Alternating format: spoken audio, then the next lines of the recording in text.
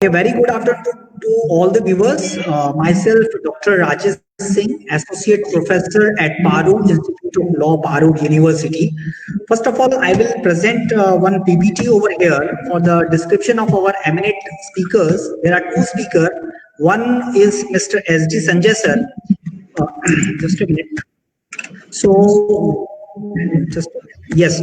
So number one is S.D. Sanjay sir, who is currently a senior advocate, and he is a former additional solicitor general of India at Patna High Court.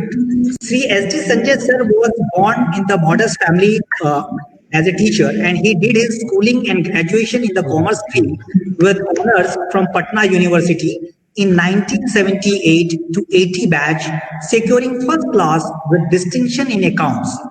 Thereafter, he went to Delhi and did his LLB from the University of Delhi in the year 1984 and got himself enrolled in the Bar Council of Delhi and started practice there. However, after a year, he came to Patna to join his parents and started practice in Patna High Court. And within 3 to 4 years, he picked up his lucrative practice in the commercial law as well as in direct taxation law as and was engaged in large number of corporate houses to conduct their cases in Patna High Court, Jharkhand High Court, Calcutta High Court, and Delhi High Court, as well as Supreme Court, that is Honorable Supreme Court. In the year 2010, he was appointed as an additional advocate general for his best performance by the government of Bihar. In the year 2013, he was designated as a senior advocate by the full court of Patna High Court for his better performance.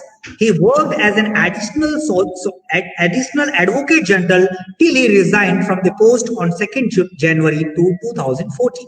Thereafter, he continued with his private practice as on 8th April 2015. The appointment committee of the cabinet, headed by the Honorable Prime Minister of India, cleared his appointment as the Additional Solicitor General of India, and he has been deputed in Patna to become in charge of the entire union legislation in the Patna High Court. The post of Additional Solicitor General of India in the Patna High Court was created by the present government in December 2014. So on this platform, I warm welcome S.D. Sanjay sir on this platform. Now I will tell our Akhil sir to warm welcome. He is the Dean and Director at Parul Institute of Law, sir. So I will request Dr. Akhil Sayyed sir to warm welcome S.D. Sanjay sir, as our second speaker is going to join after 15 minutes because his matter is going on in Gujarat. So sir, please, I request Akhil sir to warm welcome S.D. Sanjay sir. Thank you, Dr. Rajesh. On my personal behalf, on behalf of Faculty of Law, Parul University, I cordially welcome our respected and beloved guest of today, Shri Sanjay Saab, on this virtual platform of Parul Institute of Law. Sir, it is our great pleasure that and professional like you is playing a role of academician today, and not only our institute but all the faculty members and the students are been delighted with your kind presence and to learn from your good self, sir. Sir, this was the, as I mentioned, group of Parul group of institutions in somewhere in beginning of 90s, and it achieved the status of university through the Gujarat Private University Act 2009, which was been amended in 2015. And since then, in 2016, the Faculty of Law was been developed and established under Parul University. Sir, we started with our 5 years program, namely BA LLB, BCom LLB, and BBA LLB. And then in 2017, when I joined, we started 1 year LLM program. In 2018, we started 3 years LLB. We also started MPhil program, MPhil in law, and also PhD. So we do have PhD scholars as well as MPhil scholars, and we do offer LLM in 6 different specializations. So that is how we cater all the legal fraternity and the students for the legal profession at UG level as well as in the PG level. I do have pride to share with you that we do have lots of judicial officers as our LLM student, and Honorable High Court of Gujarat has given them the permission to join our university for pursuing their LLM program. So that shows the quality and the benchmark which faculty of law Parul University could achieve within a very short period of 4 years only. So that is what the first batch of our institute is going to be produced in 2021. And apart from this regular courses, we also do offer several certificate courses and diploma courses for those who are not actually in the legal profession, but either from the field of agriculture, like certificate course in agriculture law, certificate course in military law, certificate course in media law for the students of arts and journalism. So series of such certificate and diploma program also we do offer. All these things is possible only because of our young and dynamic faculty members, as you have already experienced with our Dr. Rajesh. And apart from this, our academic endeavors, we have been always thankful and grateful to bar and bench, because we belong to academic, and bar and bench has been always blissful for our institute.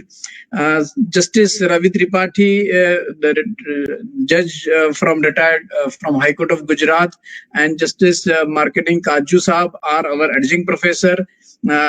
Apart from them, we do have series of retired judges who regularly, frequently visit our institute and enlighten our students. Similarly, from bar also, we do have lots of lawyers, advocates from the Baroda Bar Association and Gujarat High Court Advocate Association, who have been attached with our institute, and regularly they visit our institute, and also through the webinar. And it is the pandemic where all this thing has become, seminars have been converted into webinar. And today we are blessed that Shri Sanjay Saab, who probably would not have traveled from Patna to Vadodara, Patna to Parul, PCP mil gaya. But we are thankful for sparing your valuable time and to be here on virtual platform of Parul University. Thank you, sir. Thank you very much, sir. Thank you. Now the topic of the today's webinar is the art of cross-examination. So sir is going to elaborate about the cross-examination, how it is to be done. So it is very useful topic, and it is really when I was asking with sir, so he was emphasized on the civil aspect as well as criminal aspects. So now I am handing the session to SD Sanjay sir. Sir, in the last means 10 minutes, my few students will join in this link, and they have certain questions. So at the last, they will ask sir. First, your session will be completed, and after that, one more sir is also joining, as you also know him very well. So, sir, I am handing the session to you, sir. Handing to you, sir. Thank you, sir. Thank you. And I feel that to join the students is privilege of every student. I also consider myself as a student of law. And I'll tell you all, and the fraternity which is sitting there for this session, that so far as law is such a subject where no one can claim to be mastery, and all of his life he will remain a student of law. So I also consider myself to be a student of law, and I feel privileged and thrilled to be among my friends, my young friends. In fact, the presence of young friends make us feel young and remind us our younger days when we were also in Campus Law Center, University of Delhi, and we used to not only study, sit in the library, to participate in the moot courts, but also to roam around with my friends, etc. So I really feel pleasure when I got this opportunity from Dr. Rajesh. He is a very energetic professor. So I could not say no to him in spite of difficult schedule. Today my schedule was very, very difficult, but it could be managed, because you see, when the busiest person has got lot of time, he's got no dearth of time, because he is the most organized person. He has to organize himself to remain always available. And I find that my friend Mr. Vyas is also has joined it, and most welcome, brother Vyas. I had been there till 30th June in the fraternity of Additional Solicitor General. Thereafter, after completing my second term, I am free bird. Glad to see you. Now, so far, friends, today's topic is concerned, that is art of cross-examination. Now, I will freely try to discuss and try to make endeavor to elaborate some aspects of it, and brother Vyas will also elaborate some of the aspects. Now, so far, my friend students are concerned, today's students is very well versed with his subject, because also it's not like our days that when we used to taught in the classes, we used to read. They even read the subject before they join the classes, and they grill the teachers. So cross-examination is like grilling the witness who has come in the court either to prove or disprove the case. So basically, friends, I'll tell you that art of cross-examination is nothing but to get the truth out of the case, out of the facts of the case, from the mouth of the witnesses. Now, whether they are telling truth about the case, either in a civil case or in a criminal case, can be tested by cross-examination. Because once they have made certain statement, and then when they are questioned, then they will give their version. Now, the version may be correct or incorrect, whether it can be acceptable to the court or not. So that can be done by the cross-examination. But before formally commencing the subject, I will tell you that evidence is the basis on which the disputed question of fact is decided. And the law of evidence is a system of rules which govern the proof of fact in a judicial determination of the dispute before the court. So there are two things. One is fact, another is proof of fact that has to be supported by evidence. And on that basis, a court will come to a finding. So it is the determination in a judicial proceeding of a fact that can be done by evidence, and it is governed by the provisions of the Evidence Act. Now, Indian Evidence Act 1872 is the principal legislation indicating what is evidence, what are the type of evidence, what are the facts on which evidence are to be led, and what are the facts on which evidence need not be led. Who has the burden to lead the evidence? And last, what is pertinent to the present discussion in this regard is to the authority of evidence led and claims made by the parties or witnesses thereof to be proved. One thing is very important in evidence. A smart lawyer knows what should not come out in the case, what fact should not come out in a case. This is good for in all cases, either may it be a civil case, may it be a criminal case. Now, to test the veracity of an evidence or witness, there are several ways by which fact can be proved in varying degrees. There is fact which has to be proved beyond doubt. There is a fact which may not be proved beyond doubt, but it can depend upon preponderances and probabilities. Like in criminal trial, the fact has to be proved by evidence beyond reasonable doubt. But in a quasi-judicial proceeding, like a departmental proceeding, it can be based on preponderances of probabilities. So it is the degree which varies in the cases of evidence. And the veracity of any evidence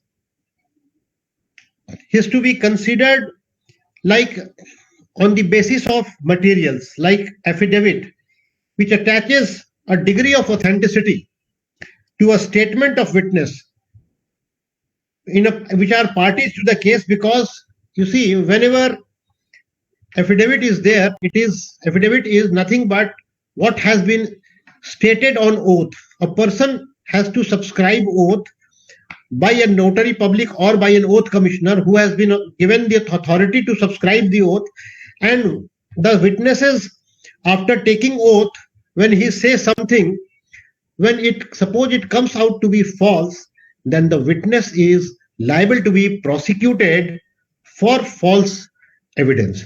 So in a given case, it is the evidence which is given on oath. Now the veracity of that is tested through cross-examination. Now, coming to the topic, art of cross-examination. But before that, I would like to bring some light on concept of cross-examination and the legal provision pertaining to this subject. Now, the trial is it's most important in a criminal case where entire gamut of evidence produced by the prosecution or defense can be tested by the court in various ways for arriving at a just and fair conclusion about the facts of the case. The veracity of oral and documentary evidence can be tested by cross-examination of witness, and it is one of the most important and effective tool both in civil and criminal litigation. Now let us understand first, before coming to cross-examination, because cross-examination is of some pre-existing examination. Now what is that? Now that is examination in chief, and it is defined in section 137 of the Evidence Act.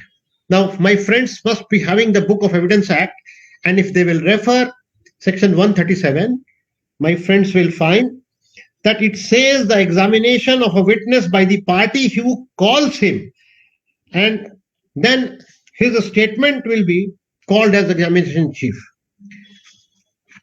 Friends, nowadays in civil litigation, after the amendment in the CPC, now there is no need to call a witness in the dock for examination in chief. Now every statement of a witness can be recorded in writing, and it has to be said on oath, meaning thereby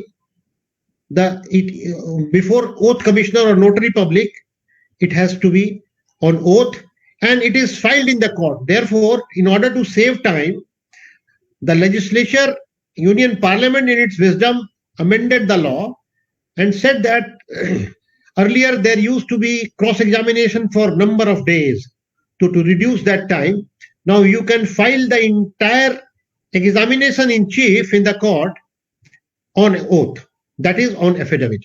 Now once that is there, thereafter the oral evidence, the witness whose evidence is before the court is called upon and is asked to cross-examine the other side, who has to discredit the testimony is to make the cross-examination. Therefore, examination in chief before cross-examination is very important for lawyers. And what has to be mentioned, what has to be not mentioned is there. Now in a criminal case, even in examination in chief, because evidence is very technical in nature, and therefore even at the stage when examination in chief is there can be certain objections which can be taken by the defense lawyer to set up his defense from even at the stage of examination in chief without waiting for his turn to produce his defense witness. Because there can be two things during witness. During a trial, particularly in a criminal trial, the degree of proof is beyond reasonable doubt. So the onus is, in normal cases under IPC, the onus is on the prosecution to prove his case beyond reasonable doubt. So while doing so, if the defense lawyer is smart enough, if he is trying to discredit the witness, then at this stage he can set up his defense, which later on can be corroborated by his defense evidence. So we have to first understand what has to be questioned in the oral examination, because if something is questioned during oral examination, then that can be cross-examined. So the lawyer has to be very cautious that what question has to be asked from the witness, what has not to be asked. This is in a case of examination in chief, and a lawyer who has to cross-examine, he has to be very cautious what objection should be taken on any fact or any document, what objection need not be taken, which may be allowed to be done. Now, at various points of examination in chief, even the prosecution tries to introduce some evidence which is inadmissible evidence. Like, for example, there are Xerox copies of the documents. Now, those documents cannot be admitted and cannot be said to be exhibited. They can only be put in for identification. Similarly, there may be certain inadmissible evidence which the prosecution will try to introduce. So their objection has to be taken that this is not admissible or this cannot be exhibited. Now then the court records that there is dispute on this issue or there is objection on this issue, therefore it may be taken on record with objection. So it can be considered by the court while considering the merit of the case. So appropriate objection need to be taken at appropriate time, and every objection must be taken robustly at the stage of examination in chief also, so that something which may ultimately go against the defense should not be accepted or recorded as an admitted evidence. This is very important. So this is also, you see, examination in chief and cross-examination both are coterminous and complementary and supplementary. So these are also part of the art of examination and cross-examination. Then once the evidence is recorded, then the witness and both side lawyers must see what is recorded, because the court staff who is recording it or who is typing it may record something wrong, some wrong wording can be used. So normally the people think that everything has been rightly recorded. It is presumed to be, but then if you are cautious enough, then you must see what has been recorded, and it is the same thing in its language and spirit which was stated by the witness. Otherwise, there may be a problem tomorrow when it comes out at the time of hearing. The meaning of the word can be said to be different than what it was intended to be stated. So, in case any defect or any anomaly is found in recording, then immediately it has to be brought to the notice of the presiding officer of the court, so that the presiding officer can correct it at that point of time before the evidence is signed by the witness. So these were the important facets of examination in chief. I am not taking very long because time is less. So briefly, I have just dealt with that. Now, so far as cross-examination is concerned, the principal purpose of cross-examination is to find out the veracity of the averment of witness with regard to the fact of which he has made his statement in any civil or criminal case. Now, therefore, in course of cross-examination, what has been stated by the witness, that has to be tested, its veracity has to be tested, and thereafter other questions can be asked from the witness. So the truth and falsity of the statement of witness may come out when the witness is grilled through the process of cross-examination, and this is cross-examination. By putting different questions to witnesses, and again, section 137 itself has defined cross-examination. Now, it is important to discuss the material on which the cross-examination of witness is generally based.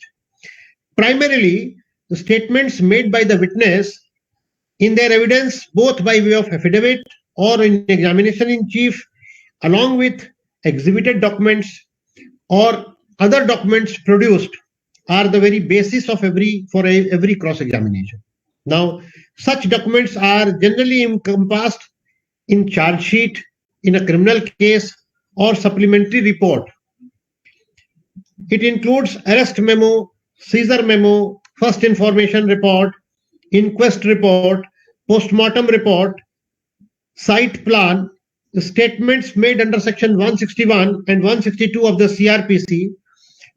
Now, by such witnesses during investigation. Similarly, in civil matters, the documents relied upon by the parties, if not admitted, can always be tested for their veracity, and the oral evidence is not connected with the documentary evidence, then they are required to be tested by cross-examination. Now, therefore, it is important that cross-examination must be structured. Further, the counsel must have intensive interaction with one's own client before cross-examination. Because when you talk to your client is the master of fact. He knows the fact.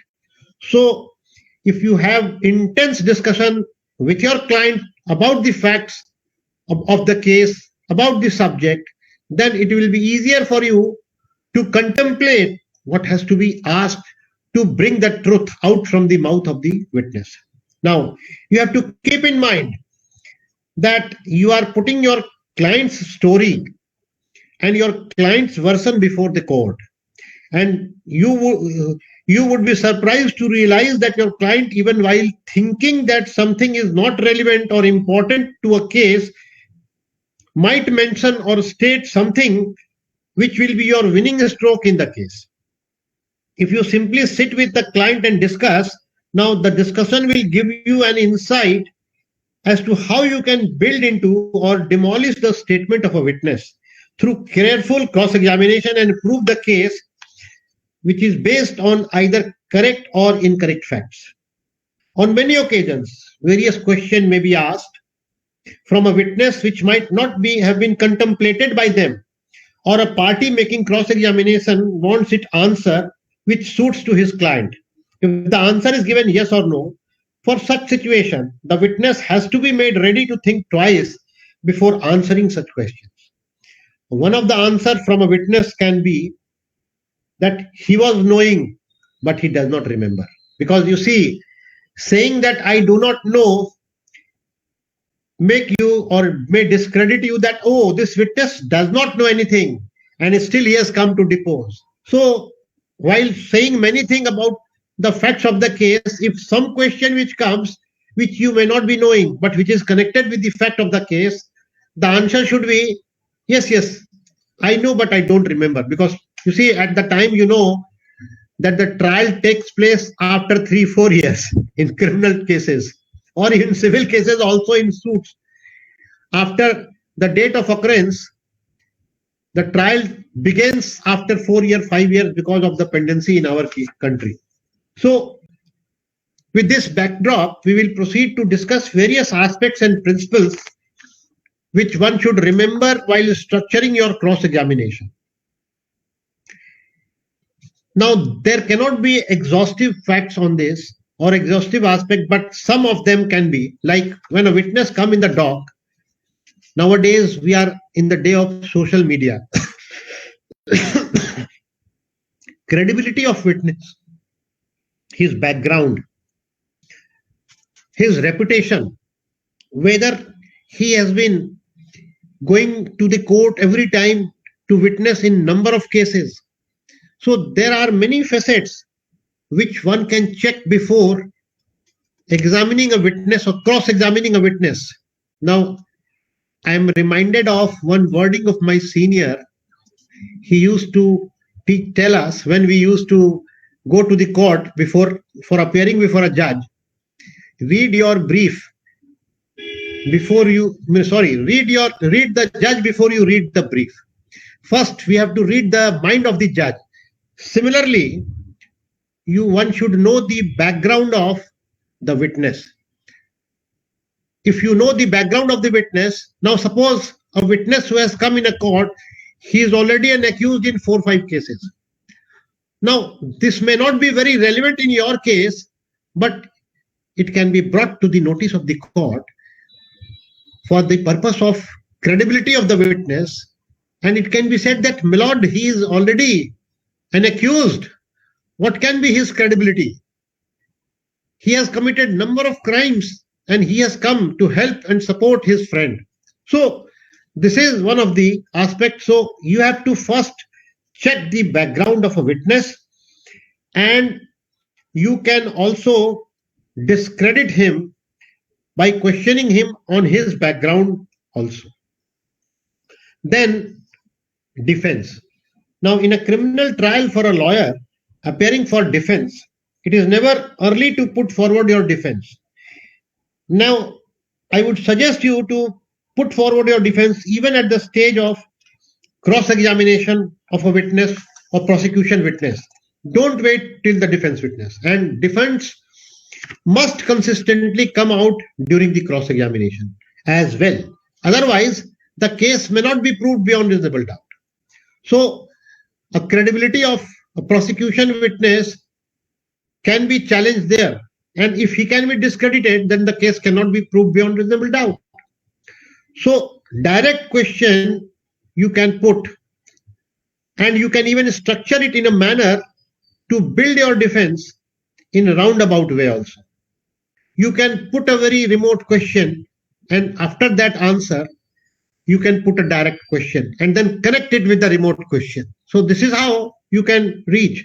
Then if you have a defense of alibi or false implication, then put it from the very beginning itself. You set up your defense about alibi, about false prosecution, because the entire trial has to unfold like a story.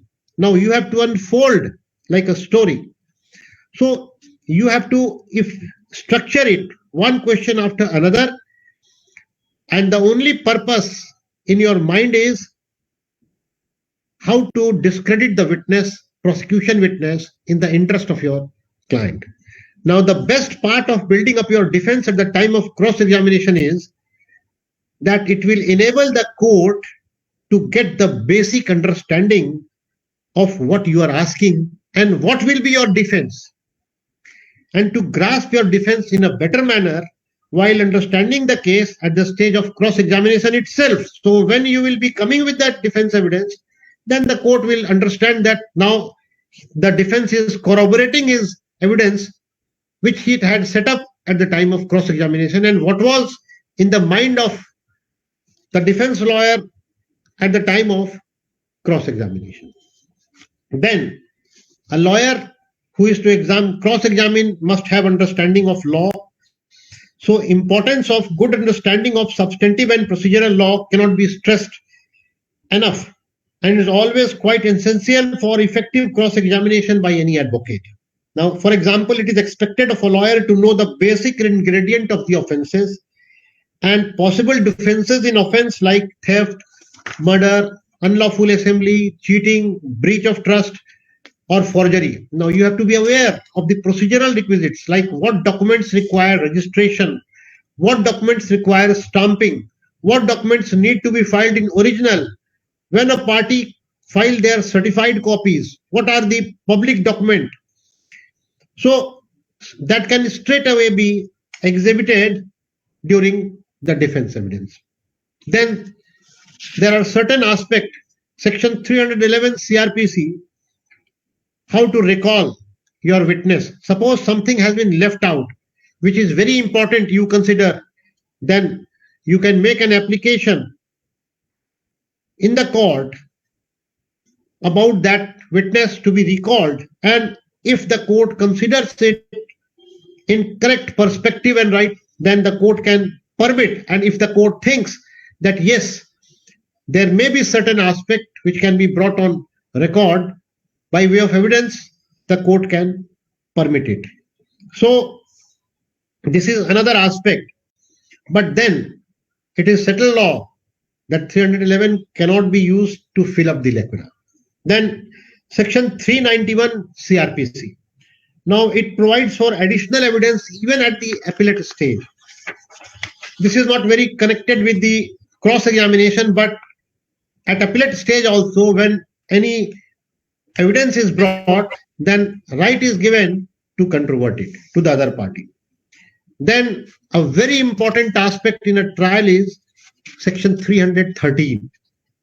Now that is the circumstances which is put before the witness, particularly before the accused persons in a criminal trial, and if circumstances are not put, then the case may fail only on that ground also. So it is very important for the defense lawyer to put the circumstances before. So it enables the court to examine the accused for the purpose of enabling the accused personally to explain any circumstances appearing in evidence against him at any stage. So as a defense lawyer should never take in a nonchalant manner. You can use it at your advantage by giving answers which are in line with the general defense, by repeating and putting it out in no uncertain terms that the case of prosecution is not fully established and that the parallel defense must be considered. Now it gives a chance to the accused to make a statement, and that too not on oath. So as a defense lawyer, you have to understand that you gain leverage without much risk in such case. Now, then section 315 CRPC. Now, it is rarely used. It is advisable to use this provision when the accused has taken up the defense of exception. If you feel that the case will be harmed by exposing the accused to cross-examination, then you should not employ it. And then understanding of factual aspect. If you are an advocate, must remember that you are the author of your own book and the judge is only a reader. So you must know more about your brief than the judge. And my suggestion would always be to prepare and go through your brief in a chronological order, prepare a list of dates along with the annexures and exhibits. And if you want to draw an analogy, then I would say that the concept of a wholesome meal is applicable here. A complete and conjoint reading of the pleadings and the documents or evidence available on record is always key to be better able to present your case before the court instead of reading the documents in bits and pieces. In the exercise, mark out the deficiencies and contradictions found in the document or statement as the case may be. Now, marshalling of fact by a lawyer provides him confidence to prepare for cross-examination in best possible ways. Then, synchronization between law and fact. Now, you have to identify the statutory provision and the facts of dispute before framing a questionnaire for cross-examination. Friends, this is very, very important. Read the provisions and mark out the essential elements categorically. Despite having read the provisions on earlier occasions, this assists an examining lawyer to prepare the questionnaire which synchronizes the statutory provision with relevant facts of the case in hand. Now, before I conclude, I'll just give you one example of a trial which I had the privilege to conduct in the High Court. Friends, normally in the High Court, trials are not held. There are few exceptions. One is election cases. Now, you are all reading and you must be aware by the time that Supreme Court in election matters have become very strict, and it wants that those people representative who are coming should not be of criminal background. Therefore, those who are of criminal background, they must disclose it at the time of their nomination. Now, when the matter comes in the court, all the facts are brought in the court, and original trial is held. The witnesses are examined and cross-examined. So I had the occasion of that, where one of my client, he was a sitting MP. Now he had filed his affidavit, and a criminal case was alleged to be pending against him 25 years back. Now, in that case, ultimately, when the matter was before the court, then the entire brief had to be marshaled, the entire fact had to be marshaled. And I will inform you that after marshalling the fact only, I was able to prove that 25 years back, the case which was registered against my client, I proved before the court that none of the documents in the court in the original case was signed by my client. And this is how I succeeded in that. So it was only because of the marshalling of fact. So before any cross-examination, one must marshal the fact. So I conclude, I'm sorry for taking a bit longer time. I thank you all, and I thank my friend Brother Vyas for very patiently waiting for my subject. Thank you very much, friends. Thank you. Sir, thank you very much, sir. For just short description, I will just tell about the Devang Vyas, sir. About Devang Vyas, sir, I will just present one PPT on that for 1 minute, and then I will give the chance to Devang, sir. About Devang, sir, Mr. Devang Vyas is a self-made successful advocate. He has achieved many milestones at the very young age, and that too without any legal background. He is the first person in his family to join the legal profession, and he is the youngest additional Solicitor General of India in the entire country after the Honorable Justice Chandrachud. He was appointed as an Assistant SG of India on 1/7/2014 at very young age, and additional Solicitor General on 29/6/2020 at the age of 44 years. He has been specially appointed to represent the state of Gujarat before the Honorable Supreme Court in many cases, and he was the special counsel to represent the state of government before the Commission of Justice G.T. Nanavati. He was also appointed as the special counsel as well as additional public prosecutor to represent the state government before the High Court of Gujarat. So on this platform, I warm welcome Devang Vyas sir on this platform. Now I will tell Akhil sir to just welcome our speaker who always ready to accept my invitation, sir. So I warm welcome Devang Vyas sir. Now I will tell Akhil sir to Namaskar Devang sir, namaskar. Dr. Rajesh, he is not a guest, he is of our team. Yes, sir. He is no longer outsider now. So yes, I am very much happy, Devang sir. Pleasant meeting you again. And I was just sharing with Mr. Sanjay sir that whatever the Parul University can flourish, it is just because of the kind cooperation of bar and bench. And of course, now Dr. Rajesh has expanded from Gujarat High Court to High Court of Bihar, Patna. So I am very much happy that and I also found that you two resource person are good friend among yourself also. So Rajesh ji, आप Devang sir की उंगली पकड़ के चलते रहिए और भी बहुत बड़ी बड़ी विभूतियां मिलेंगी हमें. Yes sir, yes sir, yes sir. So thank you very much sir. It is your goodness and kindness that despite of your busy schedule and winding up your matter in the High Court immediately and you rushed to this webinar. It is so nice of you sir. Thank you sir. Thank you very much. So now I am handing the session to Additional Solicitor General of Gujarat, Mr. Devang Vyas sir. Now the session is handing to you, sir. Devang sir. Thank you. I correct you, Rajesh ji. It is not additional Solicitor of Gujarat. It is additional Solicitor of India. Yeah. Yes, sir. Sorry, sir. Extremely sorry, sir. Extremely sorry, sir. And Gujarat. Yes, sir.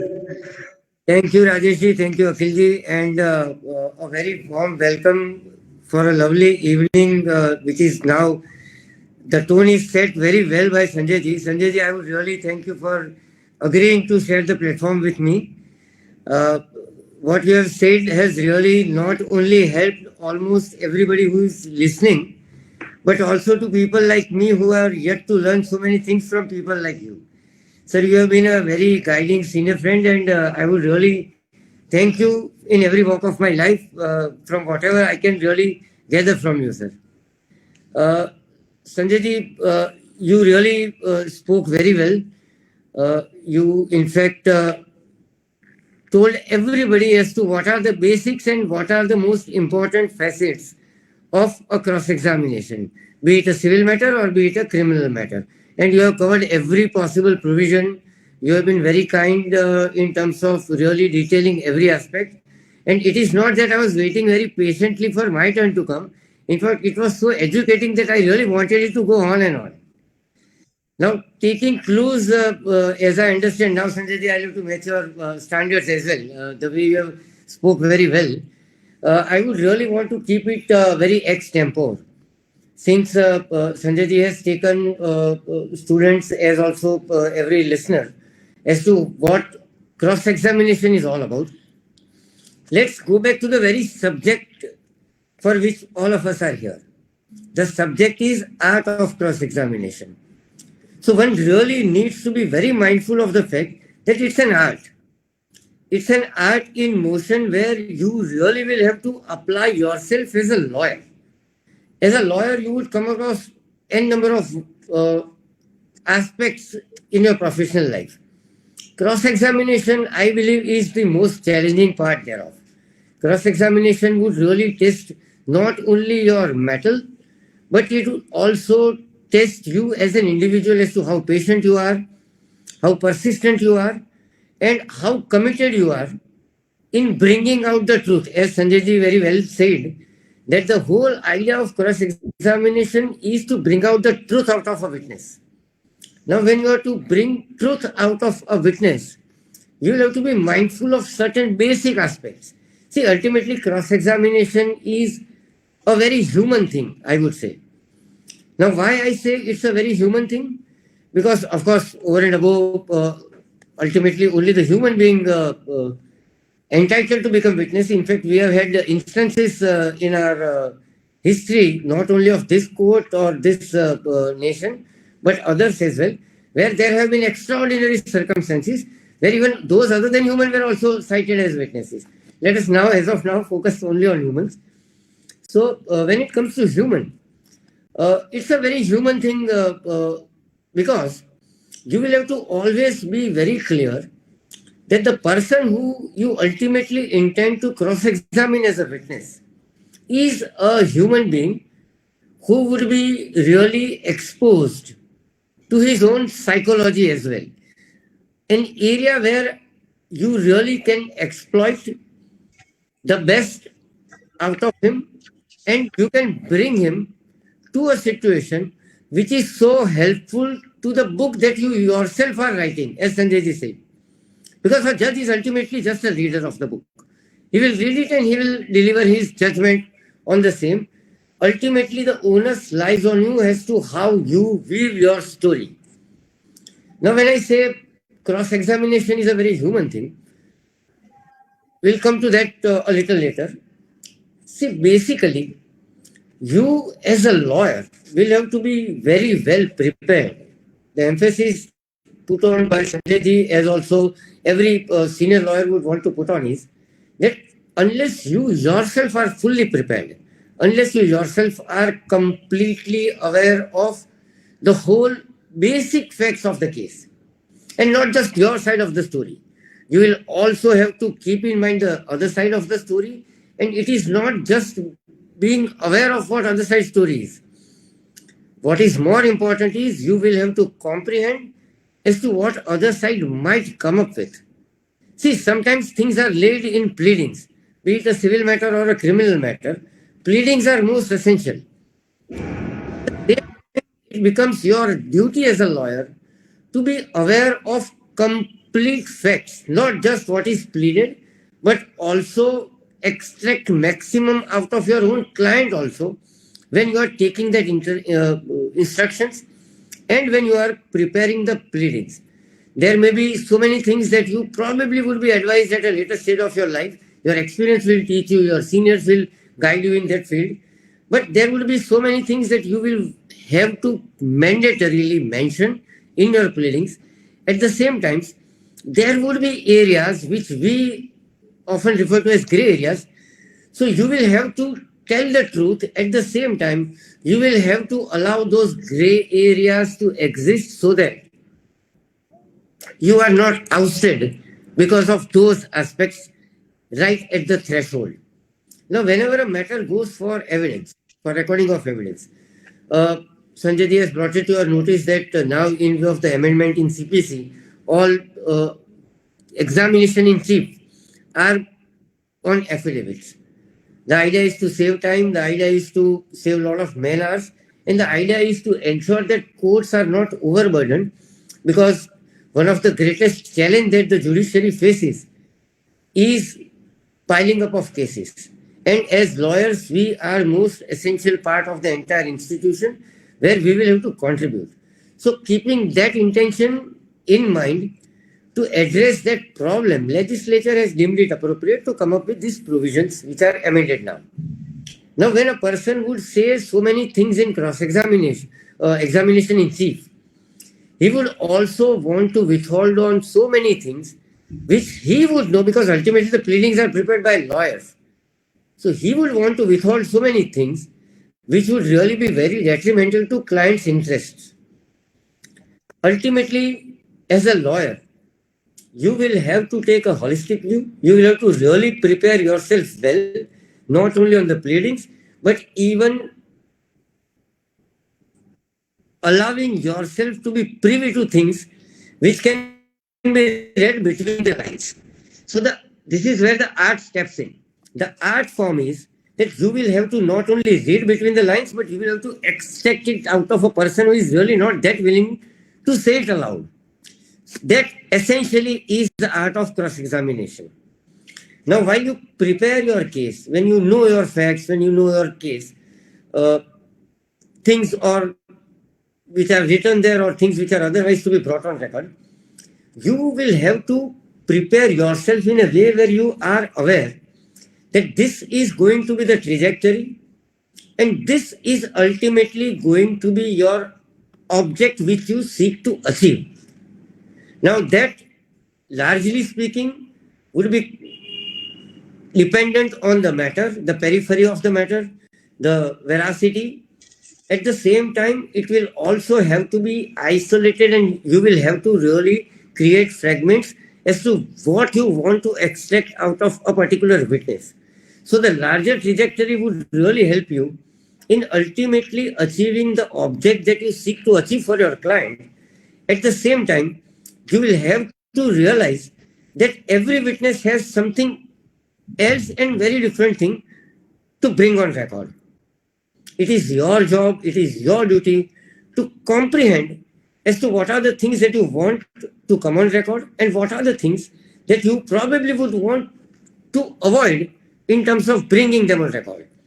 Now, in civil matters, the arena is completely different. In criminal matters, the whole game changes. See, in criminal matters, you would be dependent on so many aspects which are not directly in your control. The prosecution would bring on record various aspects. The authorities, investigating agencies would want to bring certain aspects so that they can prove a case against you when you are, more particularly when you are appearing for defense. At the same time, when you are acting as a prosecutor, you would really want to make sure that the lacunas which are left out by the investigating agency are really not exposing your case to such an extent that it cannot be proved beyond a reasonable doubt. You will have to be very mindful of the fact that our criminal system says that prosecution will have to prove beyond reasonable doubts that a man is guilty. So that really increases the burden, not only that of prosecution, but also when you are appearing on defense side. You will have to create those areas, you will have to create those doubts, and you will have to create that situation where you can ultimately, at the stage of arguments, point out a particular aspect of a cross-examination and bring it on record that on the strength of this aspects, the evidence that is gathered by the investigating agency as also the evidence in oral form that has came in cross-examination leaves enough doubts for the court, where court would really be not permitted to conclude that this aspect can be said to have been proved beyond reasonable doubt. So your job is to create a reasonable doubt when you are appearing for defense, and when you are appearing for prosecution, which in later stage of your life you would get that opportunity, your job would be to ensure that every aspect which is so important according to you, according to the prosecution, according to the investigating agency, is proved conclusively. And there is not even an iota of doubt left. No speculations, no presumptions. Now, when you are aware of that trajectory, when you have really mastered your facts, when you have prepared yourself very well, you would be faced with a witness. Now, this is where the art really comes into motion. See, when a witness enters the witness box, a lawyer's job changes. His job really starts focusing on what to extract out of that witness. Now, in that entire process, you will have to mind well, at some stage of your career, you will have to in fact do it yourself, that any witness which enters the box, you as a lawyer will have to go on a presumption that he is a tutored witness. Now, why I say this is something which you ought to keep in mind is because, as Sanjay ji rightly pointed out, whenever a matter really is put for trial and when the witness enters the box, there is huge time frame. Time frame approximately of not less than 1,000 days, going by the present scenario as it prevails in the judicial system. So what would happen is that a lawyer would want his witnesses to be so well prepared that they would either dodge your questions or they would come up with excuses as to whether they know it, but they don't exactly remember what happened. So then it becomes your duty to treat that witness as a human being at the outset and keep in mind that he is a person who is well-versed, well-tutored, and he probably has anticipation of the questions that you probably are going to ask him. So when a witness enters the box, as a lawyer, it is your duty. We are not here to make friends. We are not here to befriend a witness.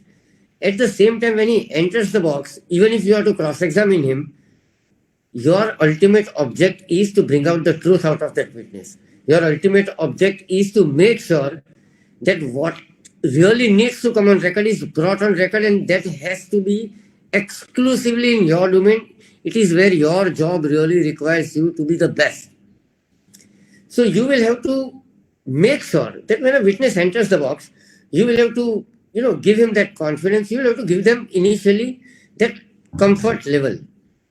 Initially begin with formal questions where he really, is put in a position where he really, because ordinarily when a witness would enter the box, he would come with a lot of speculation. He would come up with a lot of preconceived notions that he is going to be grilled very hard. So he's prepared for that scenario. The moment you start giving him that comfort level, that confidence, that preparation part that he has come up with is now taking a backseat. A person starts gathering some confidence level, some comfort level. You will really have to make sure that your job would be facilitated well when you don't antagonize him. Rather, confuse him. Rather, make sure that he is shaken. Make sure that as and when the situation so demands, you would really put him questions which are so inconvenient to him that even if these are questions which are otherwise not permissible, see, there is distinction. There is there are provisions in place which will permit you to ask certain questions, answers whereof would go on record. There are certain questions which will be objected, which would not be permitted to go on record, and the answers thereof would either not be solicited or would not go on record. Nonetheless, you would never be prohibited from asking those questions. Make sure that a person is put in comfort zone first and then is completely shaken out of his own comfort zones. That is the only way you are going to get truth out of him. You will have to shake his credibility. You will have to really discredit him at times. Sometimes you will have to assassinate his character as well. And it is not impermissible. See, first thing, as Sanjay ji said, is, as his senior also very rightly, and every senior teaches this to us, that you will have to read your judge. You will have to know as to what kind of a judge ultimately before whom you are going to conduct this cross-examination. They would have their likes, they would have their dislikes, they would have their demeanor.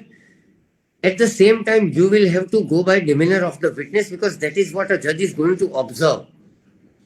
A witness's demeanor is an important aspect which every judge, as also you as a lawyer, will have to keep in mind, because that really gives clue which ultimately will be read into at the time of final arguments, and the honorable judge would keep that also in mind. Not only the questions which are put, not only the answers that are solicited, but the demeanor of the witness. So there are occasions, there are permissible limits to which you can assassinate character of a witness. The answers may not go on record, but nonetheless, it would really shake him.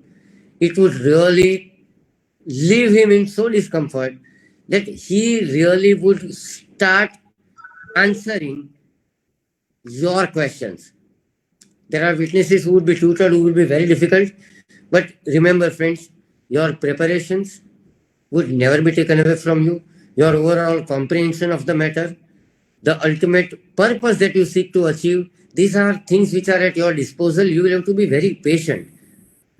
Sometimes witnesses would only give tutored answers. You will have to keep every question. Sanjay ji put a lot of emphasis on preparing a questionnaire.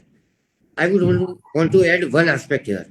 Whenever you prepare a questionnaire, always think as to in how many different ways you can ask the very question. That confuses the witness. Ultimately, it is not how many ways you ask the question. Ultimately, you are concerned with the desired answer that you want to extract out of the witness, which according to you is either truth or subjective truth, depending on your client's position in the trial. Always mind your words well, because ultimately, as a lawyer, your preparation is one of the aspects that you are armed with. There are other secret weapons which you are armed with as well, which is words, your own wisdom, and most important, your wit. You will have to be very patient. You will have to use your wit. You will have to really make sure that you are guided by your wisdom and your wit in asking questions to which at the first blush answers were denied to you, or the answers that you probably desire were not given to you. I am not asking you or teaching you or preaching you that you should mislead your or misguide your witnesses, but at times your job may demand that as well. You will have to do it in permissible limit, in permissible dosages, knowing your judges well. You can't really create a situation where your judge really gets annoyed with you the way you treat your witness. But as I said, witnesses are human. Always treat them with greatest possible dignity, irrespective of the fact that whether a person who is entering the box is a hardened criminal or is from a walk of life which is otherwise. Your job is to respect his human value. Always keep one thing in mind, that you will have to play it by ears. You will have to develop that ability to think while you are on your legs. You will have to reframe your questions. You will have to really guide a witness in a particular direction, making him realize that dot by dot, you have really driven him in a direction where he really is trapped in such a way that he would end up telling you the truth, which is so inconvenient to him, which is so inconvenient to either prosecution or other witnesses or his client or the friend who he is trying to help, but would really facilitate you and your client. These are basic, essential aspects over and above the provisions which Sanjay Ji has pointed out. Sanjay Ji has really delivered it very well in terms of making you privy to how the whole concept legally exists and how you are to apply. Therefore, I have decided to go extempore and tell you as to how you would really, ultimately it is all mind game. So ultimately how you would want to extract maximum out of a person is what my to. So always remember certain basic aspects. First and foremost, the witness who is entering the box is a human. Ultimately, he would crack, irrespective of how efforts which were put in terms of tutoring him or how well prepared he is not prepared for your wit. He is not prepared for the direction in which you would very slowly, casually, and without even realizing, would guide him to. You will ultimately get him cornered at some stage, and that absolutely would depend on how you apply yourself on facts. See, you will have to keep in mind the facts of your case. You will have to keep in mind the pleadings, and not just one witness. You will also have to be very mindful of what other witnesses have said, because contradiction is most essential aspect when it comes to proving things. The whole idea of cross-examination is ultimately either to prove a thing or to disprove a thing. The contradictions would help you in that gray area where you can't really break a witness.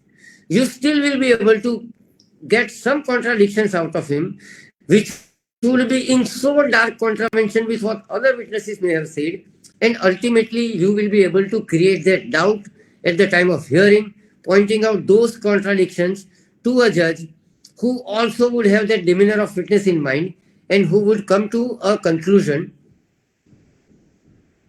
where it is going to facilitate your client. So always make sure that when a witness is so well prepared,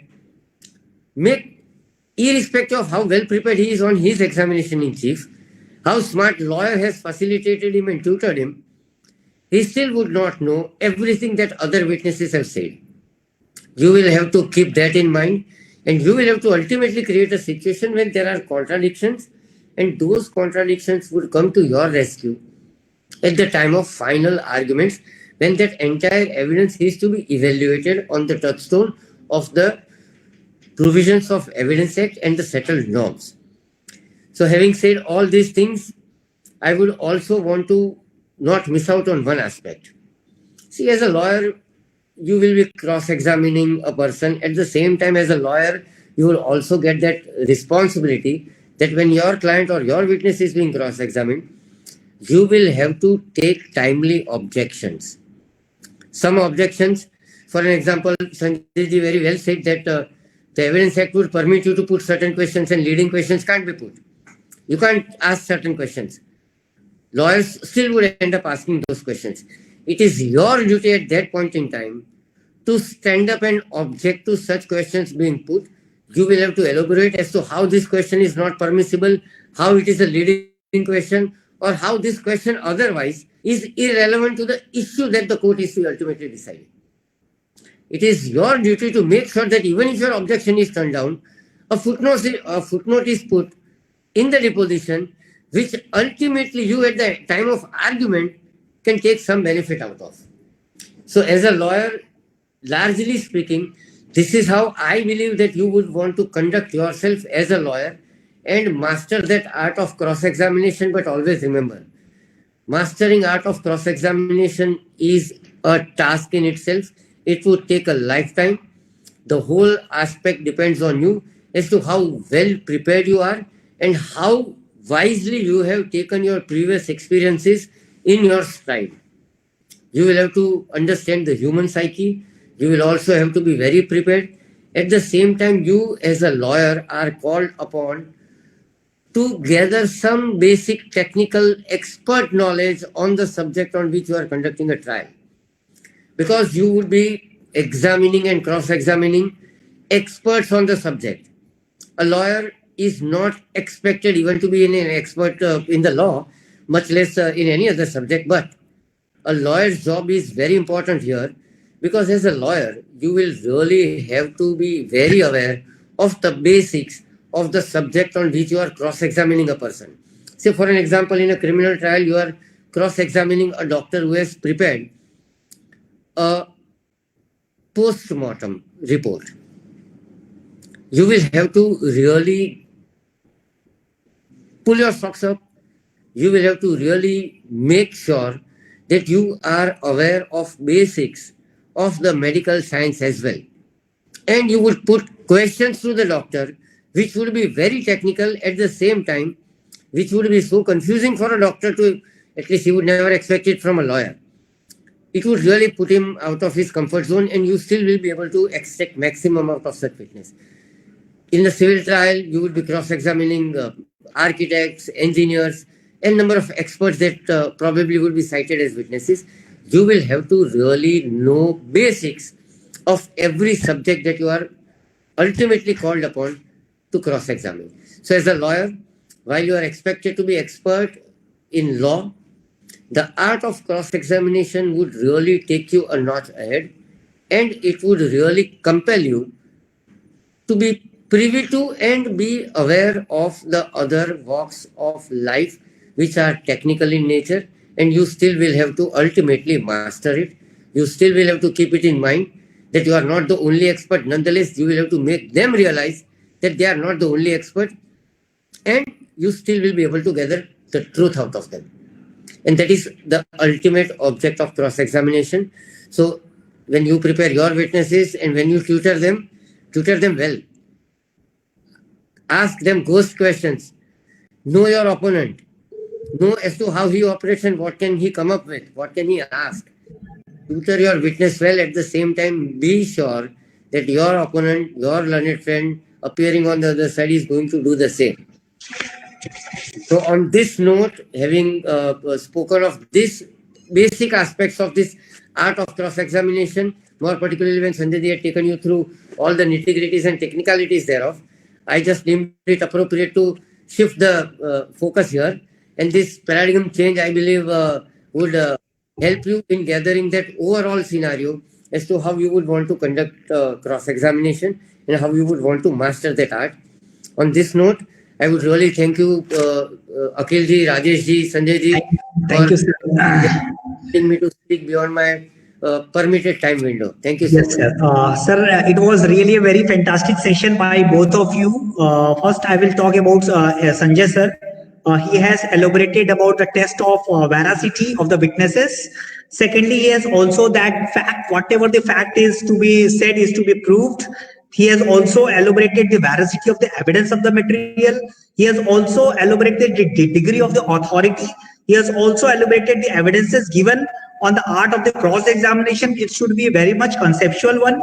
Then he has also focused on the story, that what is the basic fact of this case and how it has to be elaborated.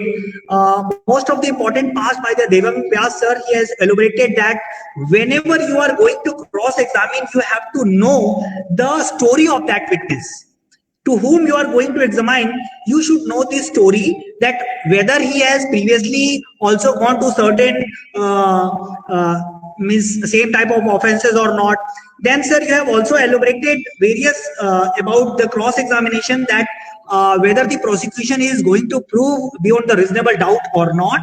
Sir, you have also elaborated about whenever a witness is going in the witness box, don't ask a very hard question immediately. So you have told that it should be very much in a polite manner and go for the very easy questions and then go for certain critical one.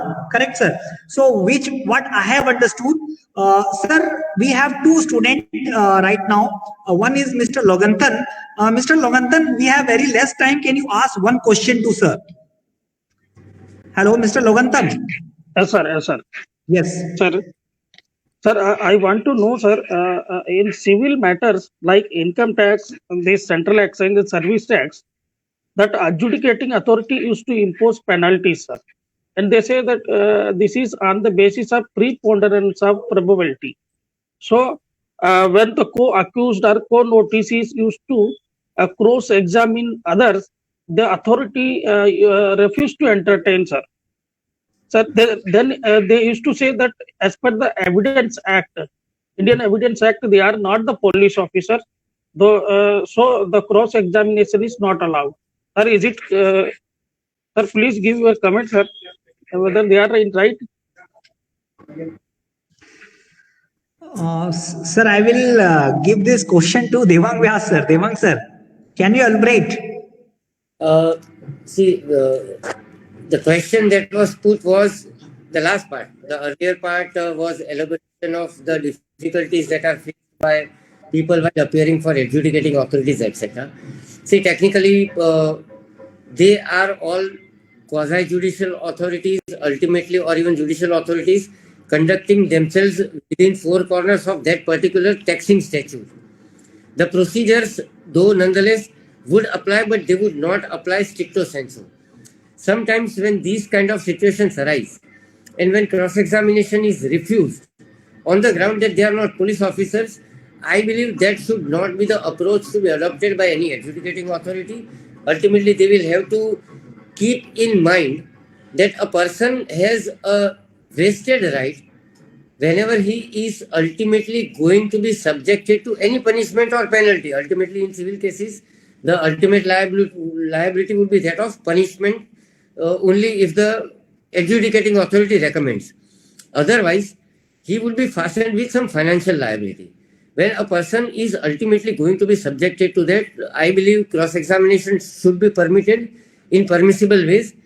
At the same time, most of the times, SSCs also would want to take benefit of this situation and would want to create hindrances just to ensure that adjudication process is never completed. So the adjudicating authority will have to strike the balance.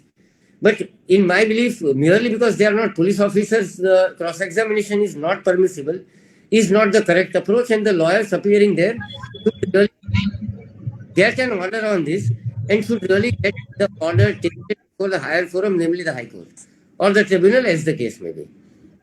Thank you very much, sir. I would like to just say a few words on this aspect. Yes, sir. Yes, sir. Firstly, I fully endorses what my friend, Brother Vyas has said. At the same time, let me tell you that even in the taxing statutes, there are provision for cross-examination, where a subject is inflicted with heavy penalty and interest. So it is by saying that they are not police officers will not do, because there are statutory provision under the Act itself. So we need not go to the Evidence Act for that purpose, because the Act itself contains that. So therefore, and then it is inbuilt provision. You see, Audi alterum pattern is an inbuilt provision. When there is a question of natural justice, then in a reasonable case, cross-examination, even though it is not given, is inbuilt. It has to be read along with that right of hearing, and hearing includes right of cross-examination. But in taxing statutes, as the question has come from Mr. Loganathan, I don't know which statute he's referring, but if he refers to statute like GST Act, earlier VAT Act, earlier Sales Tax Act, in all those acts, there is provision that if the dealer wants, if the affected person wants to cross-examine the witness because it is based on certain search and seizure where it has to be proved, then even though it is required to be proved on preponderances and possibilities, still the right to cross-examination is inbuilt and it has to be given. Thank you very much, sir. Sir, one more question. One student, Mr. Saurabh Bipin Kumar, can you ask your question and then we will wind up?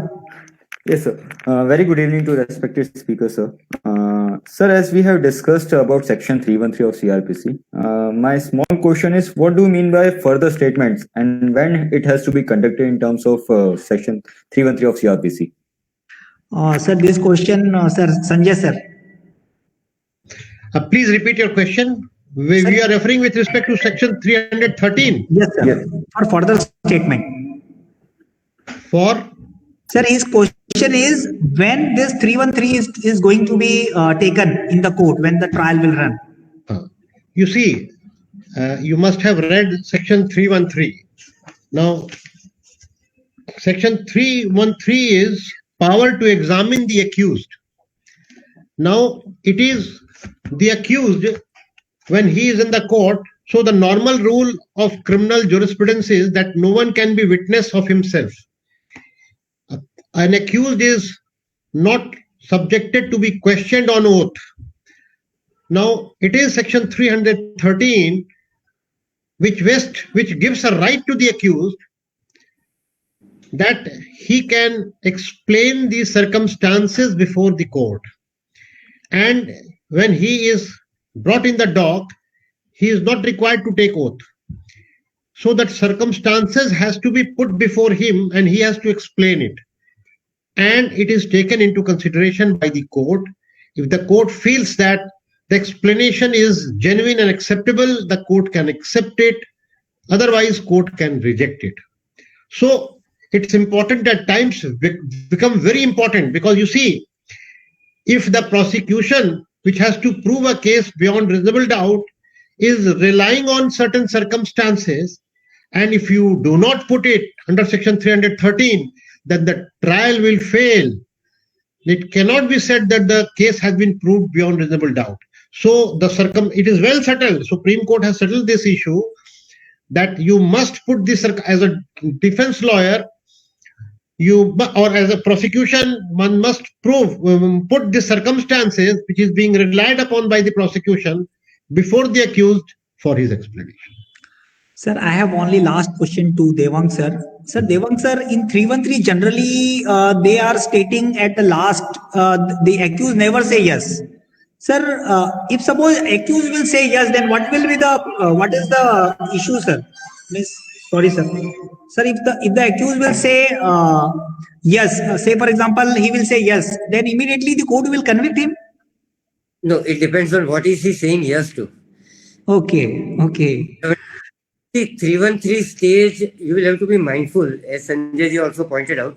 313 is the last stage so far as a criminal trial evidence gathering is concerned. Correct. By that time, the entire evidence is laid before the court. Every witness has deposed. Cross-examinations have already happened. And there are circumstances which have emerged. Now, on those circumstances, accused must be put to those circumstances if he has anything to offer or explain himself or his position. So here he is not becoming a witness to himself because he can't. Law doesn't permit that. But this is a stage or an opportunity extended towards the accused where these circumstances are put to him. So his saying yes or no would really, in my belief, depend on what is being asked to him. See, if it's a formal question as to whether you have committed this crime, he obviously is not going to say yes. If he says yes, of course he can be convicted. Yes, sir. Thank you, sir. Sir, one more question to Sanjay, sir. Sir, you have stated that suppose the presiding officer is in the cross examination, the person who is writing, suppose he has done any mistake in the writing. So what is the procedure? We have to intimate on the spot, or what application is to be given to the court? Both. You see, when the recording of evidence takes place, okay, thereafter it has to be signed by the witness. Okay. Now, you see, there can be mistake of two nature. One is typographical error. Now, while typing it, a word has wrongly been typed. So that is a typographical error. So it should be brought to the notice of the court. Now, it can be brought to the notice of the court immediately before the witness signs. At times, even the witness signs it. Thereafter, when the lawyer reads it, it comes to it. Now, that it happens that in a trial, when the examination is going on, the lawyer is present. Thereafter, the typist takes some time to close the typing and then give it to the witness. It is given to the witness. Meanwhile, the lawyer is called in some another court and he goes to the another court. When he comes back, by the time the witness has already signed it, then he reads it and he finds that there is certain error. Even then also he has the right to place before the court. It can be objected orally or otherwise he will file an application for correction. And then the court is convinced it will correct. No difference. Sir, it is really a mind-blowing session by Devang sir and SD Sanjay sir. Both are very senior, sir. We are very junior. We are learning every day because when I conduct the webinars, I learn lots of things, sir. So it is not that I am because I want to learn every day, because already Sanjay sir and Devang sir already stated that no one is master in this field. Okay, so every day there is a learning.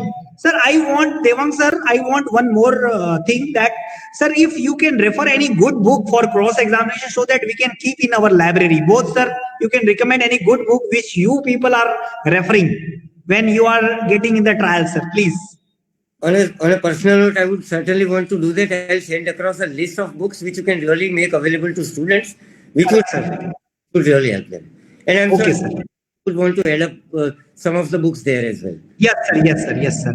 So I am very much thankful at the last to both the dignitaries, and you have given already half an hour more we have exceeded, because as we have planned for only 1 hour. So I am very much thankful to you, sir. And already, sir, on 23rd, Sanjay sir is again coming on the constitutional topic. So it is sir, what I want that the concept should be clear to the student, because I know that you people have a very tight schedule on the working days. Webinar चल रहा है. Sir attend था ये कितनी लगेगी question बनने में sir? नहीं कोई नहीं 5 minute. So sir, just what I want to say that it is a really great pleasure, and Devang sir, whenever Sanjay sir, just I am appreciating Devang sir, whenever I call now, he immediately say, okay Rajesh, I will come. For half an hour also, he never say no, like you, sir. So I am very much thankful from the Parul Institute of Law, Parul Institute, sir, and I am very much thankful to you, sir, for giving a precious time to our students, sir. Thank you very much, sir. It was also our pleasure to be with you, and really what Brother Devang has said is really, it was a pleasure for me also, as such a young man holding such a highest post. And let me tell you, Mr. Rajesh, that Additional Solicitor General in the warrant of precedence and in the protocol is the third highest law officer in the country. Attorney General, Solicitor General and Additional Solicitor General. Yes, So at such young age, rather, I would wish him to be on the bench and to serve the institution for a long time and to reach to Supreme Court. One of our friend who was appointed with me as Additional Solicitor General in Calcutta, Kaushik Chandra, now at the age of 45, he is on the bench. So we expect him to reach to Supreme Court. So similar thing I expect for Brother Devang. Thank you. Senior, sir, and your blessing is always with there, sir, with the students. And Rajesh ji, you please give me the number of Brother Devang, mobile number. Yes, I'll talk sure, to sir, him. sure. Thank you, sir. Thank you very much, sir. Thank you. Thank you. Obliged, sir. Obliged. I am also thankful to Mr. Jiten Kobani, sir, who has given this live coverage, and Brijesh Acharya, sir, for this wonderful session which is on the Facebook Live. Thank you to Brijesh, sir, and thank you to Jiten Kobani, sir. Thank you, sir. So we are closing the session. Sir. Thanks a lot. Thank you. Thanks a lot, sir.